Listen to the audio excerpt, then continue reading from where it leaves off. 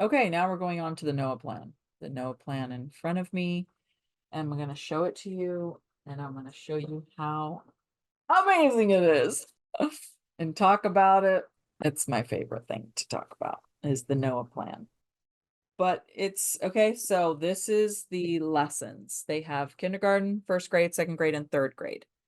If you were a fourth grade homeschool mom, then you could use one of the lower books, except for the math and the reading part. But all the other subjects are in here. So it's semi-thick, but each page looks like this. It's very boring. All it is a list of things to do. There's no worksheets that come with this curriculum. It's all stuff that you create with your child on a piece of paper. But the great part about it, of course, is that every week starts with a biblical principle. And that's just like mind-blowing because I don't see any of these curriculums using biblical principles for every subject every week. And that's why I love it. Okay, so I'm going to give you an example. Let's say, so it's divided up into quarters. So 4 quarters and 9 weeks for each quarter, because that's a traditional school year. There's Bible, literature, history, geography, science. So 5 subjects. And then the reading and the math are basically just 1 or 2 pages that they explain how to do that, because you're using a whole nother curriculum for that has all the details of how to teach that. So this is more about these 5 subjects, and that's why you can use it with any grade. Okay, so let's say you're teaching literature. You're thinking to yourself, what would my first lesson of literature be? What would my first principle be in literature? If you look up the word literature in the dictionary, which would be one of the first activities we would do at the beginning of the year so that they know what literature means. And I did this for maybe like 2 or 3 years. And then after that, I wouldn't have to look it up anymore because they would already know it. But if you look it up in the dictionary, in the 1828 Webster's Dictionary. So you look it up in the dictionary and the definition says learning. That's it, learning. Literature is learning. So why do we study literature? So we know that it's learning, and we study literature to learn about all kinds of things. That's like the general idea. And then you start with, what's the first literature book? The Bible. The Bible is the first literature book. So the principle with that is that the Bible is the inspired word of God. That's it. So like, I just love that my first lesson in literature is about the first literature book, which is the Bible, the most important literature book. The Bible is the source of all literature.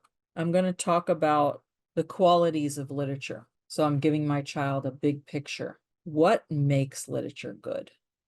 Because they should know what good literature is and what bad literature is. So what makes literature good? I'm going to talk about that. And they give you what the qualities are right here in the book. And then you're going to read, it tells you to read a psalm and find how it matches the quality, the list of qualities in literature. And that's your activity. I mean, that's your whole lesson. That could take 1 day, that could take, I mean, this is supposed to take all week. So these are going to be short lessons. On Monday, let's say you teach literature 3 days. On Monday, you're going to look up the definition and write it down and draw a picture. On Tuesday, you're going to discuss the qualities of literature and look up a Bible verse on that. Or maybe the second day, you'll look up scriptures about the Bible itself, because they list that here. So there's different points of things that you can discuss. And then it tells you what the student would do. And in this particular lesson, there's a lot of listening. But the last part of this lesson is, why is the Bible the model for all literature?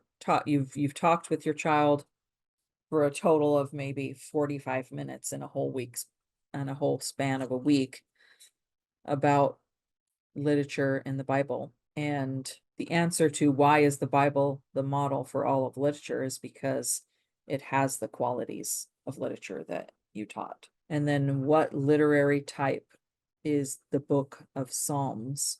You would be teaching that. How does Psalms illustrate God's principle of individuality? So here we're introducing a principle in what we're learning. Aside from the Bible's inspired, is the inspired word of God.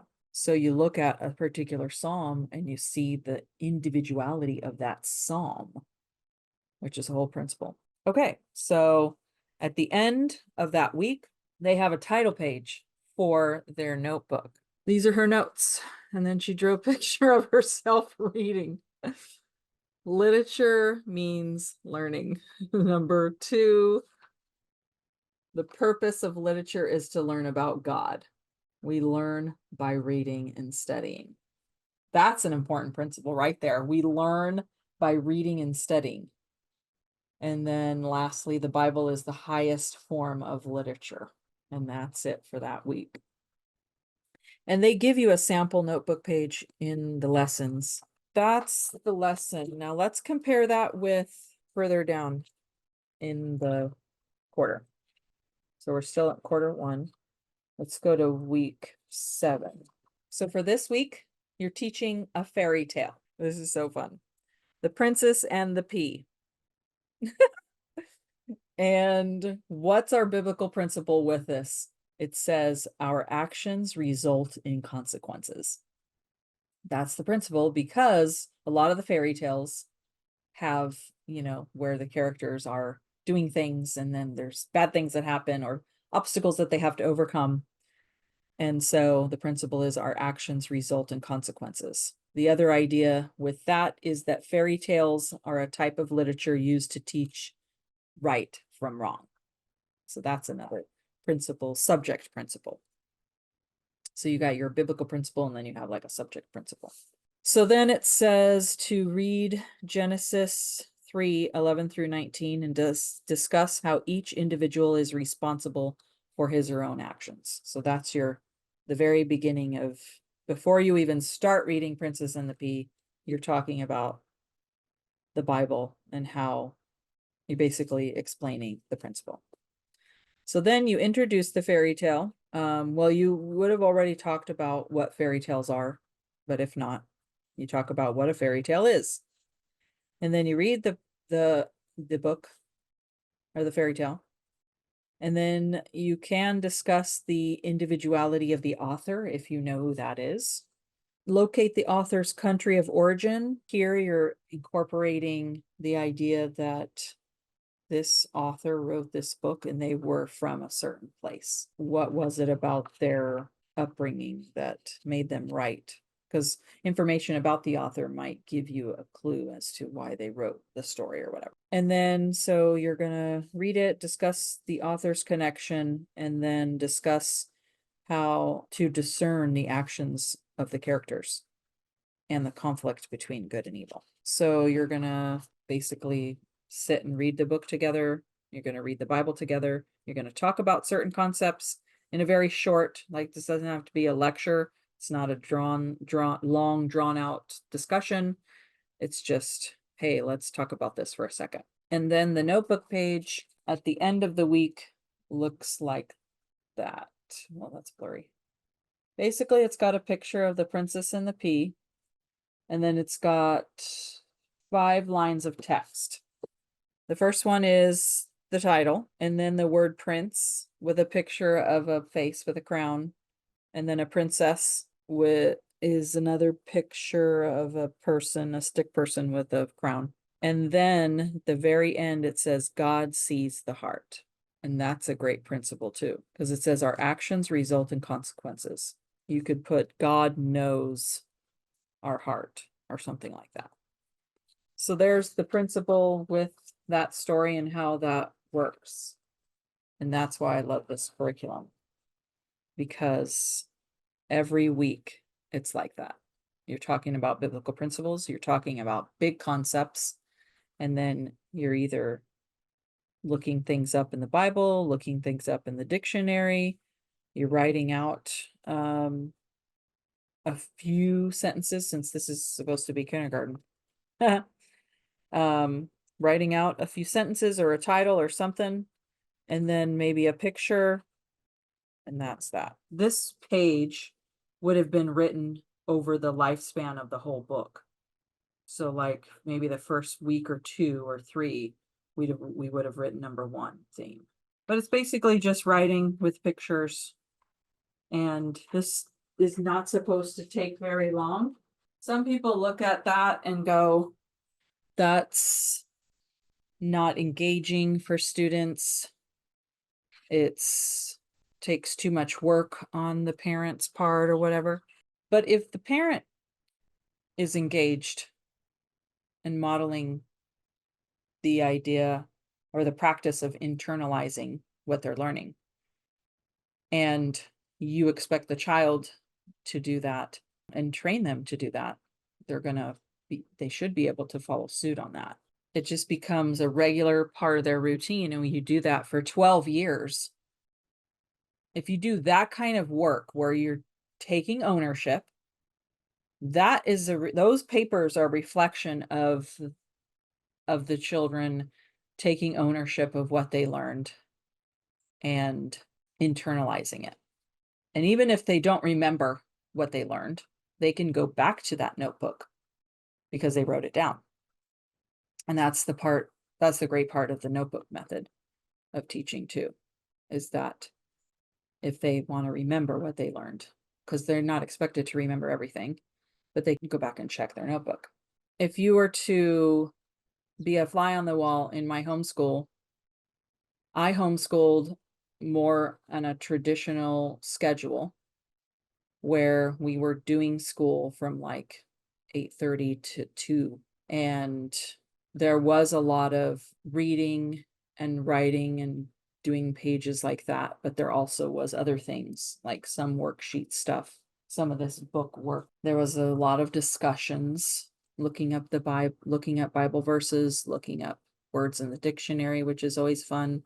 But that's what was important to me. That's a reflection of a curriculum that is truly has a biblical perspective, not just in its content, but in its methods. And if children, you always got those children that are like, that I don't like to sit down. I don't like to just do work on a paper and pen with a pencil, or, read books and do all of that. But if you train kids that way in this method, they're going to get used to it. Children are young, and you're calling them higher. You're calling them to really focus for at least 20 minutes or whatever the time is for the age. I mean, when they're kindergarten, it's only like maybe 10 minutes or 20, or 15, whatever. But they gain greater capacity to focus and to do that kind of work. And it's worth it. It is so worth it. Like, it's so satisfying to have your high schooler, maybe not the smartest kids. Like I definitely didn't raise really smart kids, but my kids know how to think and they know how to focus. And that, that's what I want them to be able to do. They know how to govern themselves, because that takes self-government.